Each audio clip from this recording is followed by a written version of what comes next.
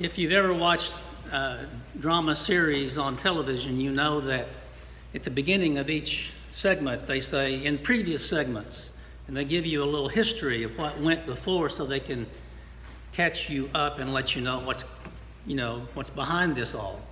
So I want to start by doing that today because this Old Testament reading about Abraham is not our first encounter with Abraham. So I need to say on the previous episode, and I'll tell you what went before.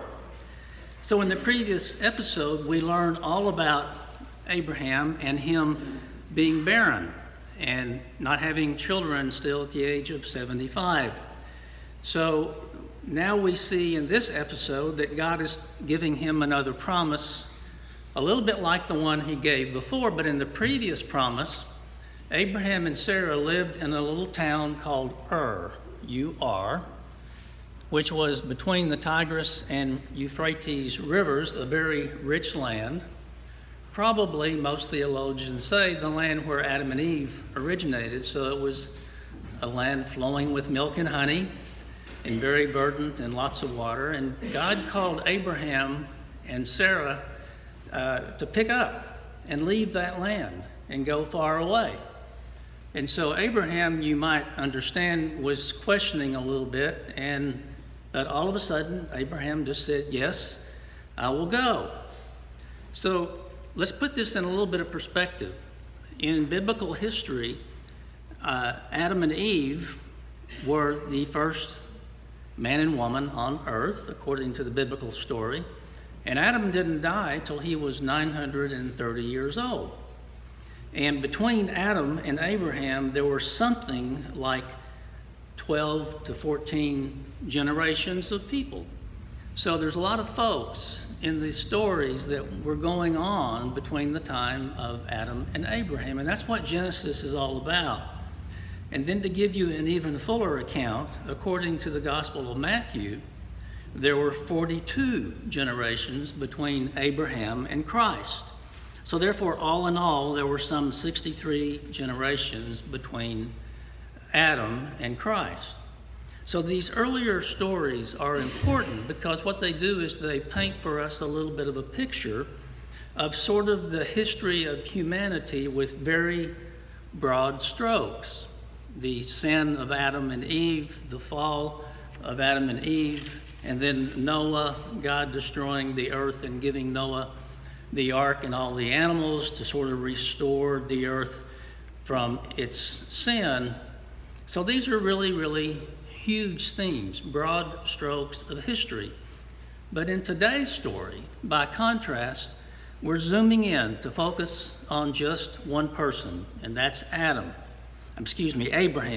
And we get a very intimate picture of what's going on with Abraham at the time, because I believe this is a very intimate picture of what faith looks like in Abraham's life. And I think from that, we can learn something about what faith looks like in our own lives. So this is where we see the beginning stories of faith in one person. That person, Abraham, was a wealthy landowner and rancher who had a very good life, and God told him to pack up and leave and go somewhere else. And God promised him, when he told Abraham that he was eventually going to have many children. And you can imagine at the age of 75, not having kids yet, that Abraham might have been a little bit in disbelief, but he packed up and he left. And God says, go from your country and your kindred and your father's house to the land that I will show you. I will make of you a nation and I will bless you. So in that episode, the only statement that it talks about what Abraham did, it just says, and so Abraham went. No questions asked, just, and so Abraham went. That really is a real picture of faith.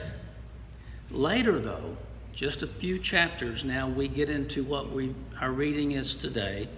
And God is really making another promise. Don't be afraid, Abraham. I am your shield, and your reward shall be great. And Abraham's response is a little different this time in today's reading. He says, What will you give me? For I continue childless, and the heir of my house is Eliezer of Damascus, meaning a slave. It was a slave. It wasn't natural progeny. And of course, we know in the ancient world, having no progeny was considered sort of a curse. If you had no family, you would have no future, which might just be why Abraham was willing to follow God's crazy directions in the first place. But Abraham wasn't quite ready to swallow this quite so willingly. He says, in fact, he pushes back and he makes this point. You have given me no offspring, he says to God. And so he kind of complains. One of my servants is going to be my heir. Not my child, not my descendant, but a servant. Sometimes faith comes pretty easy, as it did for Abraham in the first encounter with God, but this time maybe not quite so easy. Sometimes, just like us, we hear God's promises and we just believe.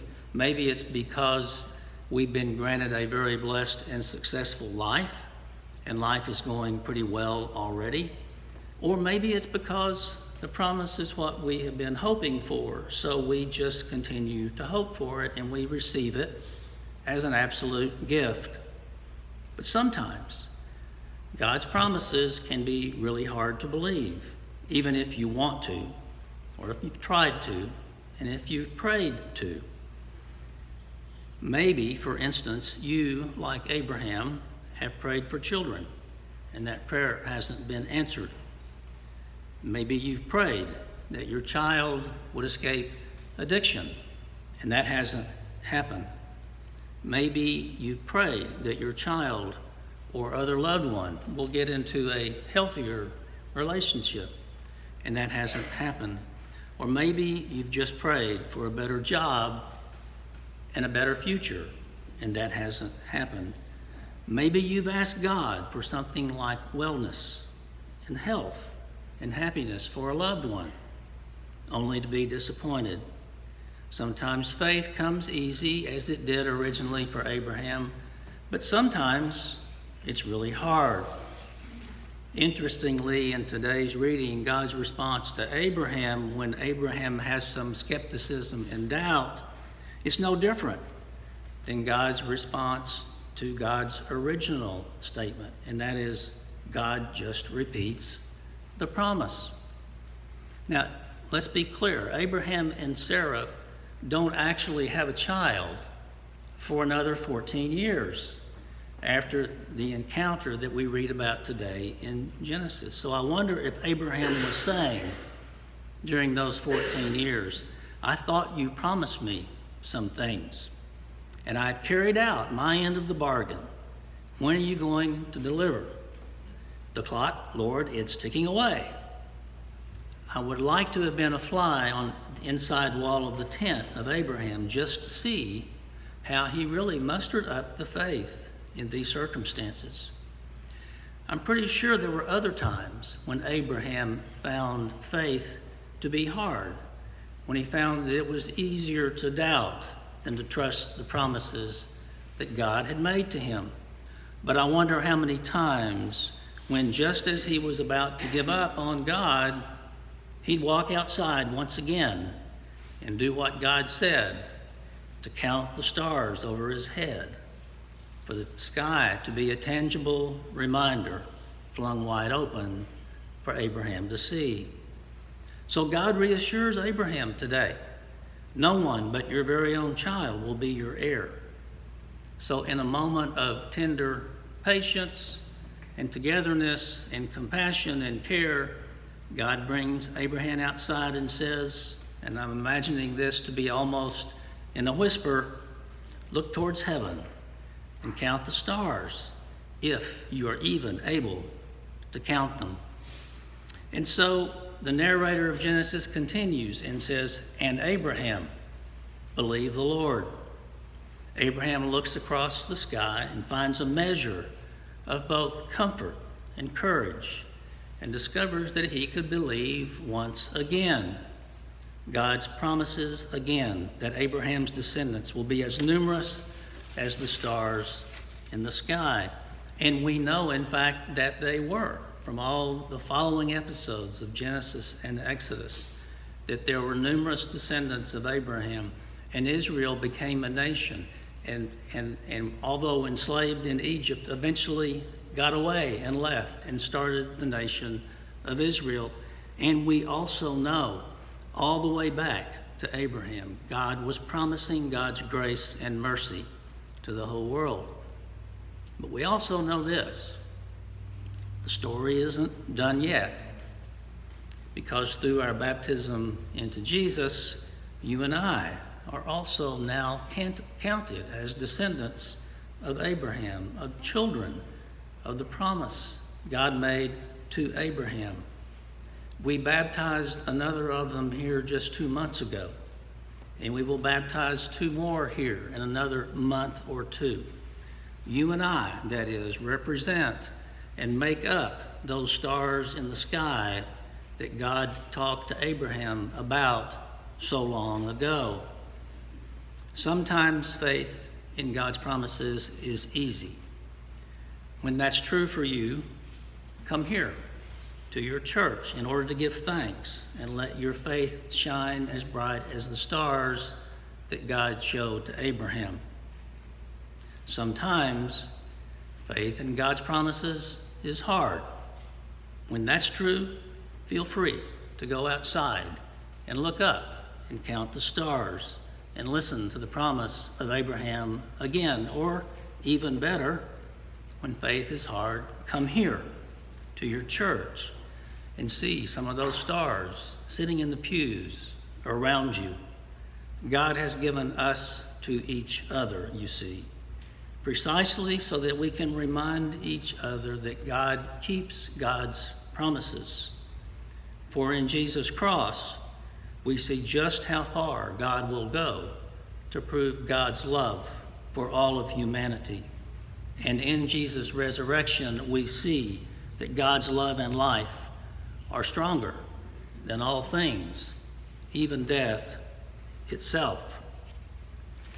In one of my favorite stories of the Gospels, Jesus and his disciples were together, and Peter and James were with Jesus, and Jesus was telling them that Jesus would be going to his death on the cross. And Jesus asked Peter and James, "What can I do for you?"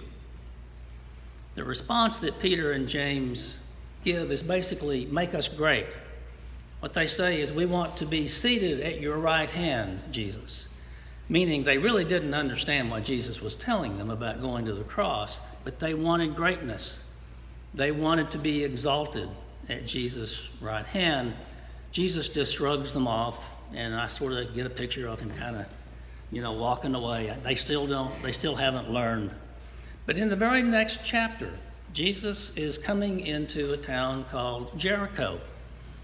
And there the crowds and the throngs are big and they're great. Jesus has a lot of followers. And there's a little man sitting on the side of the road whose name is Bartimaeus. And Bartimaeus was a blind beggar. And Bartimaeus heard the crowd coming, and he cries out to Jesus, "Jesus, Messiah."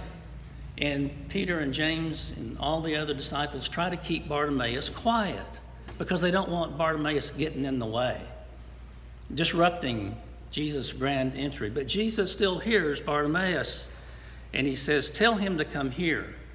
So Peter and James say, "Okay." They go get Bartimaeus, they bring him over, and Jesus asked Bartimaeus the same question he had asked Peter and James, and he says, "What can I do for you?" And Bartimaeus' response is, "I just want to see." Jesus doesn't do anything, doesn't say anything other than this: "Your faith has made you well." Contrast Peter and James with the lowly Bartimaeus, who says, "I just want to see," which is allegorical. I just want to understand. I just want to understand your promises, Jesus. I just want to be a part of the gift that was given to Abraham and all of Abraham's descendants.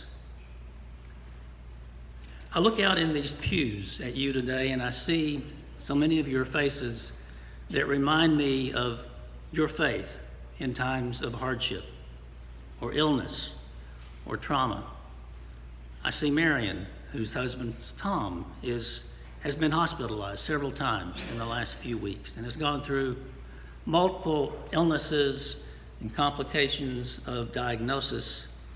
But also I see in Marion's face the smile that I see every day when she comes to church, which she does to balance the checkbook, to be sure that all the money is in the right place, everything is documented according to the way it's supposed to be.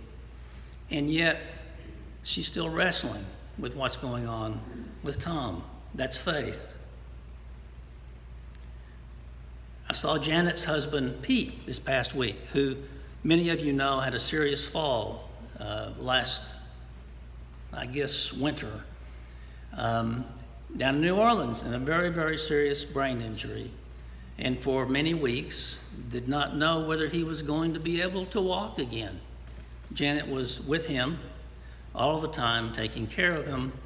And now, Janet has had hip surgery, so she is home, laid up. And guess who I see over helping out in the thrift shop this week? It's Pete. Pete's taking care of Janet.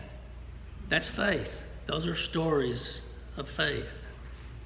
I see Lisa Haddad when she comes here on Sunday, and her wonderful husband, Richard, has been wanting so badly to come back to church after having the diagnosis of bone cancer and hasn't found the strength yet to do that.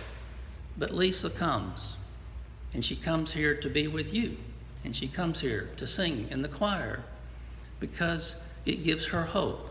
It renews her faith. It helps her through the times.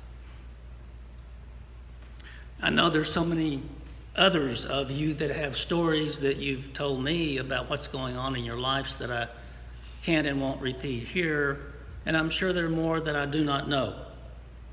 But your faith, like that of Abraham and like that of Bartimaeus, is what makes you well. It's what sustains you. It may not cure the illness, but it heals your heart and it heals your soul. And I'm so sure that there are more stories than I can even contemplate sitting right here in these pews. Faith can destroy fear, giving room for hope and giving room for kindness and compassion toward others. God made some very extraordinary promises to Abraham, called Abraham to be more and do more than he could otherwise have done, and probably more than Abraham could ever have imagined. But God is still doing that. God is still making promises here to you and to me. But the world still is constantly wanting success. Just like Peter and James, the world is still wanting success. Show me your trophies. Show me how much money you've made. Show me how many promotions you have had. Show me how great you are. As in the case of Jeffrey Epstein, the billionaire womanizer who ended up in prison, whose world and power was being destroyed, and who took his own life yesterday. He was seeking greatness, power, and pleasure, and where did it get him? There's nothing wrong with being great in some ways, but that's not the question. The question is, are you going to bear fruit? As it says in Hebrews today, and as it said in Genesis, are you going to bear fruit? And the amazing thing is that our fruitfulness comes not from our power, but from our vulnerability, our powerlessness. If the ground is to be fruitful, you have to break it open. You have to make cracks in it so you can plant the seeds. I have decided that the greatest source of strength and fruitfulness is not greatness, it is kindness. That's what we've seen this past week in the aftermath of last weekend's terrible shootings. the worst massacre at the hands of 2 Americans in one 24-hour period, I think, than we have ever seen. That kindness is what we saw in Jesus every day as he became vulnerable to the plights of so many people around him. Jesus' faith gave him kindness and gave hope to others around him. So my prayer today is this. It's not a prayer of greatness for any of you. It's a prayer asking for the ability to be kind. Let us ask of our God, make us kind again. Don't make us great, make us kind. If you get the chance this week, I would like for you to go into your web browser and type in the words makeusKindAgain.com. It will direct you to the book that I'm writing called Renewal and Hope. And I'm setting out there some of the things I've told you about today because I have been convinced in the last 12 and 14 years in my life on the journey that I've been on that kindness and compassion and humility always win over greatness and power. That's what Jesus taught us. That ability that Abraham had to become meek, to follow God's wishes for him, to go to a barren land and have the faith to do it and to pull it off. And we are here witnesses of that faith and of the fruitfulness of that faith. Let us hear God's promise, the promise of care and kindness for generation after generation, the promise of renewal and hope for all of God's creation.